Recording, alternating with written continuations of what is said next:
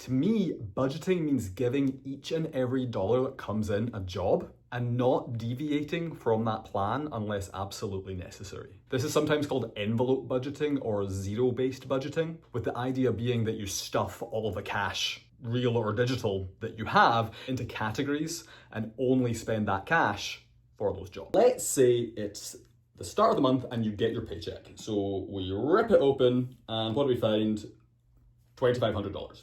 Okay, maybe your salary is more than this, maybe it's less than this. The beauty of this system is it works no matter what numbers you're working with. Don't focus too much on the numbers that I'm talking about. This will work for you if you personalize it to your situation. That's the great thing about this method of budgeting. So let's see. Well, we have this wonderful cash to play with. What are we going to do? Well, unfortunately, I know that I have some must pays in my life, okay? I don't really want to pay any of these, but I know that unless I want to substantially change my life, I need to meet these obligations every month. So let's see what we have in this mystery box here. Well, first things first, my house. Okay, I have to pay rent, I have to pay mortgage, something like that. Okay, so for the purposes of this budget, let's say that my rent is something like $1,000 a month. So of that $2,500, I know that $1,000 of it is going to rent. Unless I want to live somewhere else, I need to pay that money each month. Okay, let's pull on another mystery item and see what comes out. Okay, well, I need to eat for sure, so groceries. Let's think, what am I going to spend on groceries a month? You can look back and see roughly what you're spending here, but for the purposes of our budget today, let's say we're going to aim to spend $3,300 of our $2,500 income. Great. Okay, let's see some more obligations that we must pay. Debt. Okay. Most people in the US have some sort of personal debt. Here, I'm not meaning a mortgage or a car payment, maybe something like a student loan or a credit card payment. Okay. So for the purposes of this budget, what am I saying this is going to be? Let's say my debt is $250 a month. Okay, I need to pay that if I don't want to get in trouble, so it's going to go on my must pay list. Let's keep going. Okay, yep, most people have a car. Most people are somehow paying for a car. Let's say my car payment is, $400 a month. Okay. And finally, my last must pay, what do you think it's going to be? Well, utilities. Okay. This can mean lots of different things to different people, but let's say that my utilities roughly each month are coming to $100. Okay. So this is what I need to be paying from my $2,500. Let's see what that leaves me left over. Okay, so that's $1,000, $1,300, $1,700, $1,950, $2,050. That's leaving me $450 to play with this month. Let's get this all in our budget. Okay. So it doesn't have to look pretty, as you can see, okay? But I have in my must pay column what we just looked at there, and I have a few other categories in my budget that I know I want to stuff some cash into. Okay. So you can see I have a column here that I'm calling the save column. Okay. So what I'm going to have there is 3 categories. The first one being for emergencies. We talked about how most Americans are not prepared for an emergency. Let's not be one of them. Let's be saving for an unexpected emergency. What else might we want to save for? Well, something fun, right? Let's not save for just unexpected doom. Let's save for something enjoyable, like a vacation. Okay? Vacations are not cheap. We can't just go on one at the drop of a hat. We've got to be saving for one. The last facepalm category here is what I call stuff I forgot. Okay. And this just gives us a little bit of leeway in our budget. Okay. Once we've got it set up and we actually start living it, we'll see how this category actually comes quite in handy. But for now, we'll just have it there as a category name. Okay. So if we remember, of my $2,500, I had spent $2,050 already. So that leaves me with $450 to assign a job for the month. Now, you can figure out what works for you here. Okay, we can tweak it at the end if need be, but for now, let's say for an emergency, I'm going to want to build up kind of a big stockpile here. If I'm starting from zero, that's okay, but let's say I'm going to set aside $100 each month, okay? That means I've now got $350 left to spend. For my vacation, okay, I do want to go on some kind of vacation at some point, so I need to be saving a reasonable amount there. Let's say I'm going to put aside $100 to save for my vacation. That'll build up slowly as the months go by, give me something to look forward to. The stuff I forgot category is going to be expenses that I incur that I wasn't necessarily expecting, or I spend money that I didn't necessarily have. I want to be forgetting as little as possible for my budget to be working well for me. So here, let's say I'm going to throw down $50 in stuff I forgot, just in case. In our fun column, let's say we're going to put $50 for eating out on top of the groceries that I buy each month. For coffee, let's say $15. And for my no questions asked, which I could spend all on coffee or eating out or fireworks, I'm going to be pretty generous with myself and give myself $75 of unquestioned spend on what I want money. Okay. So if you're actually doing this for yourself, you're going to want to give a little bit more thought than I did for these.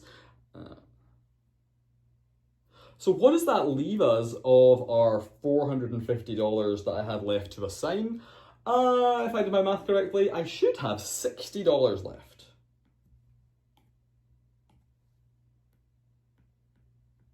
Now, the point of this budget is to give every dollar a job. Okay, so this $60 should not just float around in my wallet waiting to be spent on something for the month, because I will just fritter that away. Okay, I'm supposed to give every dollar a job.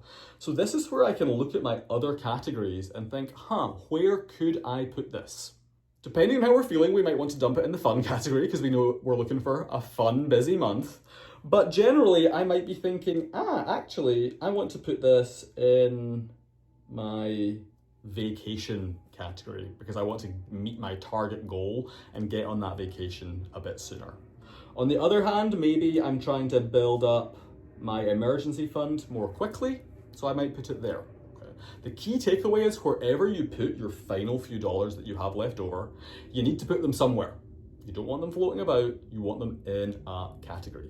So, first things first, we've got our budget set up as best we can. We took our income, we assigned every dollar a job.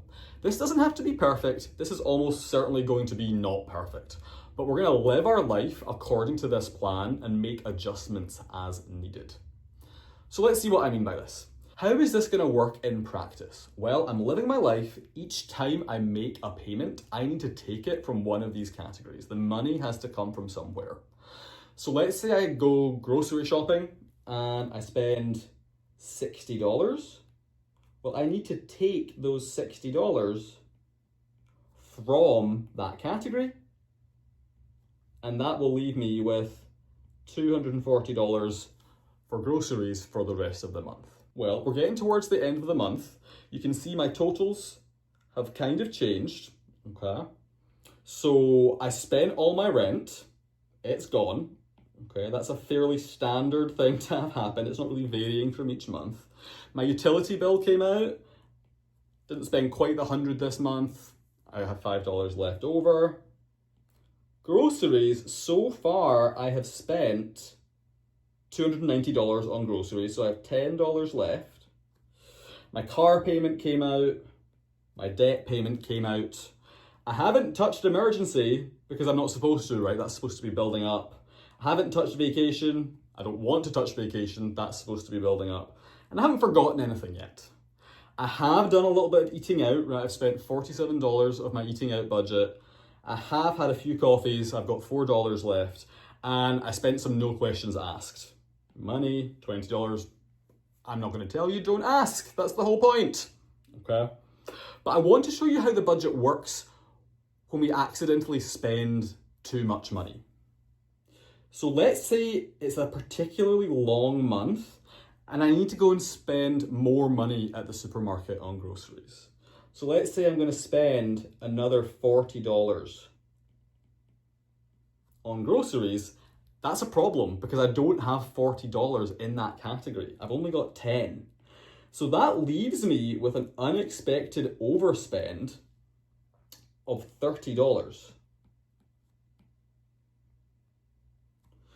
Okay, either I'm at the supermarket and I don't have that cash, or more likely I do have that cash or I put it on my credit card, but it's not accounted for in my budget. Okay? So from the budget's point of view, I need to cover that $30 overspend by moving money from the other categories, from the other envelopes to cover it. Each time I make an expense, I log it in the budget. If I go negative in any of my categories, I need to cover it from elsewhere in the budget. So that's the end of our first month of our budget. What now? Well, I need to make sure every category is at least 0. There should be no negative categories. Okay? If I go truly negative and I've got no money to cover, that's an issue. We've blown our budget. We definitely want to be making sure that doesn't happen as the month goes on. But I get paid again, right? I get another payment of my $2,500. I have all these categories that I know I need to top back up to what they were at for the start of my next month. And that's all I have to do. So I look at my categories, my rent, my emergency, my debt payments, and I get those all topped back up. Anything I have left over in that $2,500 for next month, I put it in a category somewhere. The one caveat I will share about all of this is it's a great way of saving and spending your money, but it does have a habit of making you feel like you have absolutely no money. Because as soon as it comes in, it's gone. It's not gone, but it is in the category that you've put it in and you can't spend it on anything else. So that's why those fun categories are so important to bake in, because if you don't and all of your money is spoken for by dry obligations and savings for the future, it's kind of miserable. Okay, so that guilt-free box of fireworks is actually a super important part of making your budget run successfully and not just bringing you to tears halfway through the month when you've got nothing to do, nothing to spend your money on. It lets you splurge, it lets you treat yourself, and that is ultimately what a great budgeting system should allow for.